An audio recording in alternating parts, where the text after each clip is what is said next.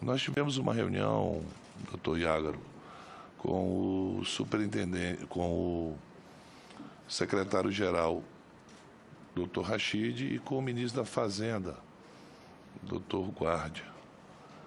E colocamos, a bancada do Amazonas colocou a preocupação que não era uma questão pura e simples desse segmento, setor concentrado, mas sim o modelo Zona Franca de Manaus, que estava sendo discutido naquele momento.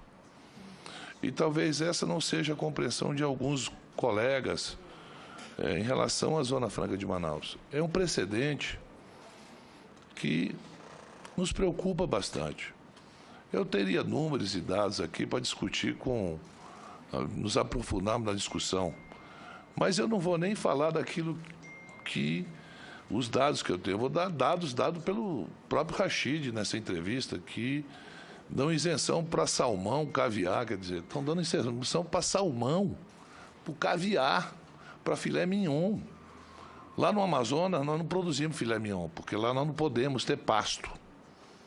Nós não podemos produzir, nós não temos uma produção de gado para poder exportar, porque nós não temos esse direito.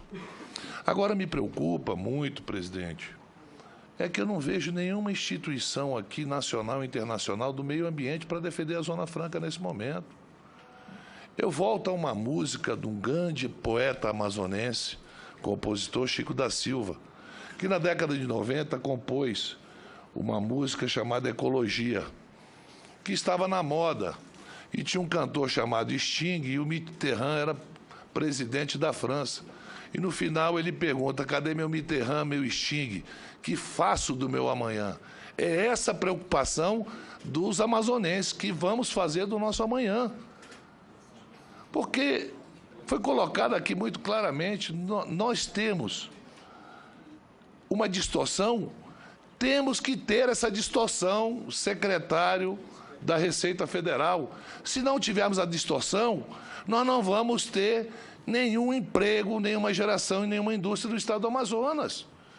Mas essa distorção é reconhecida pela Organização Mundial do Comércio, coisa que não é reconhecido as outras incentivos que o Brasil dá. Vou lhe colocar aqui, o Simples Nacional, 72 bilhões ano, que beneficia o Rio Grande do Sul, beneficia as pequenas indústrias de refrigerantes. Entidades filantrópicas, 22 bilhões. Inovação e tecnologia, 7 bilhões. Incentivo ao mercado de trabalho, 26 bilhões. Desoneração da cesta básica, vamos lá, desoneração da cesta básica que não chega ao consumidor, porque não há fiscalização de ninguém, absolutamente ninguém discute isso. Agora mesmo, com essa greve de caminhoneiros, a cesta básica explodiu. Sabe quanto é? 17 bilhões de desoneração na cesta básica. E eu pergunto a um brasileiro que está me ouvindo agora se essa desoneração chega ao bolso dele no final do mês. Não chega porque ninguém fiscaliza. Não estão fiscalizando agora essa desoneração que foi feita em relação ao diesel. Por que vão fiscalizar o quilo do arroz na taberna do seu Francisco ou da dona Joaquina? Não vai acontecer isso. A Receita Federal, ela deu um golpe na gente, Thiago.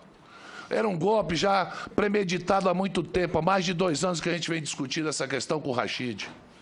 E na calada da noite, apunhalou um modelo que serve de exemplo para o controle do desmatamento na minha região. É um modelo que não é do amazonense, é um modelo que é do Brasil, porque defende e preserva a Amazônia. Defende e preserva a Amazônia, que serve para os brasileiros saírem do Brasil e cantar e decantar a Amazônia, mas para quando defendê-la, poucas querem defendê-la. Volto a repetir, presidente, eu até estranho, não tem ninguém daqui, nenhuma ONG, né? Aquelas que se alvoroçam, que vão, se amarram em uma árvore para defender essas árvores, que vão quedar. Não tenha dúvida. O precedente, senhor secretário, é o que nos preocupa. Isso nos preocupa. Sabe por quê? Porque a Constituição, como foi composto os custos pelo processo produtivo básico.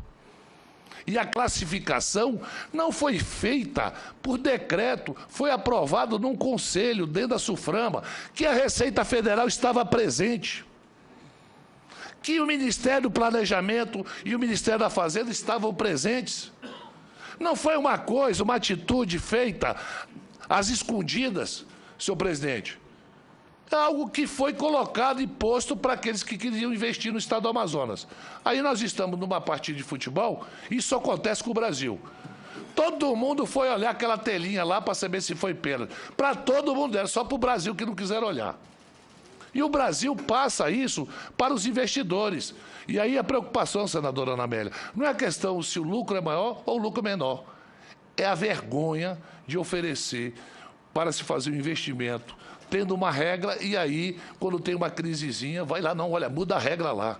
E não muda outras regras. Crisezinha, senador? Não, eu tenho que levar a senhora também na brincadeira, né, senhora? Porque a senhora é o seguinte, a senhora repete uma mentira aqui várias vezes para se tornar verdade. Qual foi a mentira, De 80 milhões, senadora. Que o seu Estado vai perder. Não é verdade, senador. Eu só estou lhe respondendo, senadora, porque a senhora deu uma risada irônica. Você está me entendendo? E eu não aceito isso de ninguém.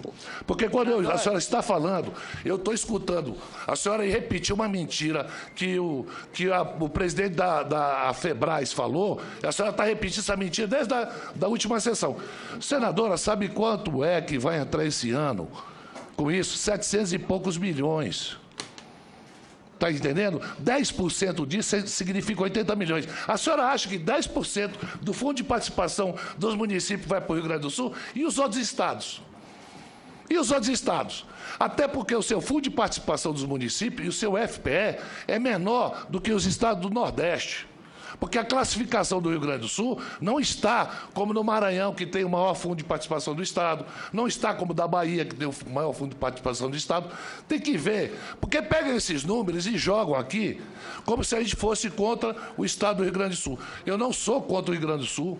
Tenho um irmão nascido que faleceu lá, que nasceu em Caciqui, no Rio Grande do Sul. Tenho um respeito muito grande pelo povo do Rio Grande do Sul, mas não admito que quando eu estiver falando, falar em crisezinha é porque quem criou essa crise não foi o Omar.